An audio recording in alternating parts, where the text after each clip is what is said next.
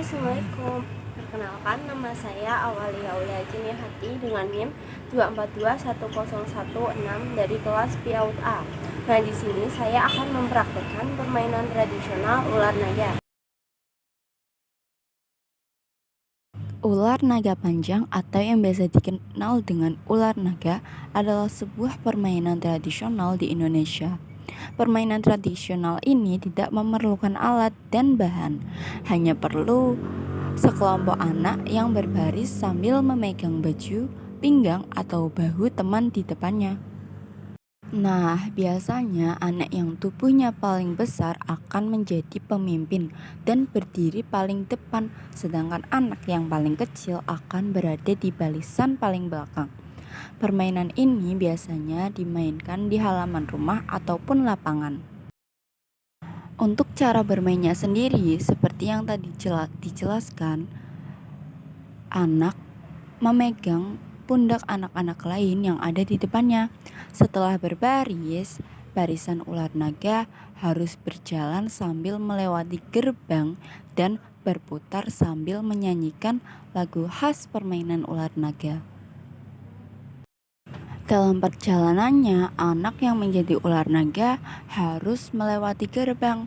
Gerbang ini akan berdiri berhadapan dan saling berpegangan tangan di atas kepala.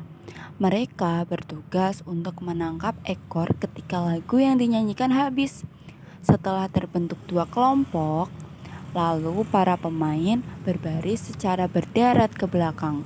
Masing-masing baris berderet menyerupai ular. Itulah mengapa disebut dengan permainan ular naga. Nah, ayo kita langsung lihat gimana sih praktik permainan ular naga. Di sini saya akan bermain ditemani oleh adik-adik cantik. Ada Zahra, Diva, Feby, Dinda, Lila, dan Ai. Dan ternyata mereka semuanya udah tahu permainan ular naga dan mereka suka banget sama permainan ini. Ular naga merupakan salah satu permainan tradisional yang ada di Indonesia. Cara bermain permainan ini adalah setiap anak berbaris memanjang dari depan ke belakang. Setiap pemain memegang pundak pemain yang ada di depannya. Kemudian ada dua orang anak yang berperan sebagai gerbang. Barisan itu akan bergerak, melingkar kian kemari bagian naga yang berjalan. Sambil menyanyikan lagu, mereka mengitari gerbang yang berdiri di tengah-tengah arena permainan. Kemudian, jika lagu telah selesai dinyanyikan, anak yang berada pada barisan paling belakang akan ditangkap oleh gerbang dan disuruh memilih. Misalnya, ada dua pilihan. Yang pertama ada stroberi dan anggur. Kemudian jika anak memilih anggur, maka anak akan berdiri di belakang gerbang yang memiliki pilihan anggur. Ular naga panjangnya bukan kepala, menjalar-jalar selalu kian kemari. Umpan yang lezat itulah yang dicari.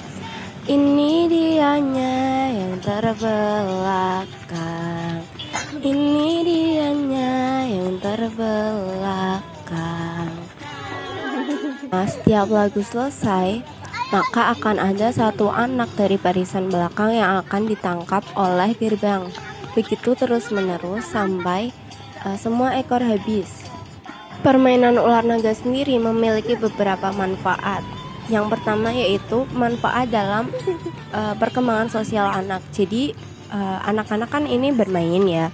Jadi mereka bisa berinteraksi dengan teman-teman sebayanya atau dengan guru.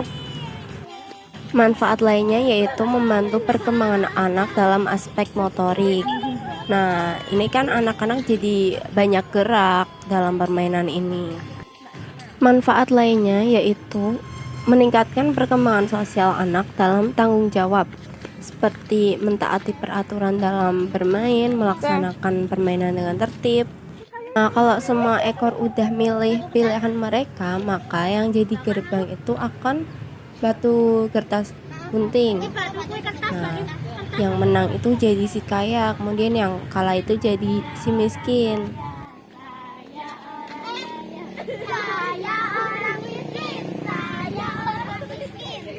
Kemudian, si kaya akan meminta anak dari si miskin. Seperti itu sampai anak dari si miskin itu udah habis. Nah, kemudian semua anak akan menjadi ekornya dari si kaya. Nanti si miskin akan berusaha merebut anak dari si kaya. Jadi biasanya yang diincar itu yang paling belakang.